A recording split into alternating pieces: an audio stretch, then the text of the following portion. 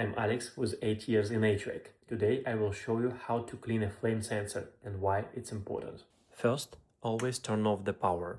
Now remove the flame sensor. Just unscrew it and take it out. Here is why it fails. A thin carbon layer builds up over time. When it's dirty, the board cannot see the flame and the furnace shuts off. To clean it, use fine steel wool. Gently polish the metal rod. Don't sand it too hard. After cleaning, the readings go up.